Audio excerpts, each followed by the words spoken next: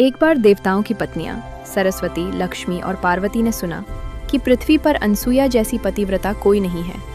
उन्हें जिज्ञासा हुई। उन्होंने अपने पतियों ब्रह्मा, विष्णु और शिव से कहा, यदि अनसुया सच में इतनी महान है तो उनकी परीक्षा लेकर देखिए। तीनों देवता साधु का रूप लेकर अत्रि ऋषि के आश्रम पहुंचे। उस समय अत्रि ऋषि आश्रम में नहीं थे। महाराज, बताइए मैं आपकी क्या सेवा कर सकती हूँ? हम भोजन करेंगे, लेकिन एक शर्त है, तुम्हें हमें निर्वस्त्र होकर भोजन कराना होगा। ये एक कठिन परीक्षा थी। यदि वे मना करती तो अतिथि धर्म टूटता, यदि मान जाती तो पतिव्रत धर्म भंग होता। अनसुया की बुद्धि और शक्ति।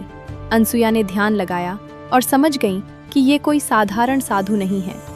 उन्होंने अपने तप की शक्ति से जल छिड़का और कहा, यदि मेरा पतिव्रत सच्चा है तो आप तीनों शिशु बन जाएं। क्षण भर में तीनों साधु नन्हे बच्चों में बदल गए। अब वे बिना किसी दोष के उन्हें गोद में लेकर भोजन करा सकती थी। अनसुया ने तीनों बच्चों को प्यार से दूध पिलाया और झूले में सुला दिया। देवताओं की वापसी जब बहुत समय बीत गया तो देवियां चिंतित हो गईं।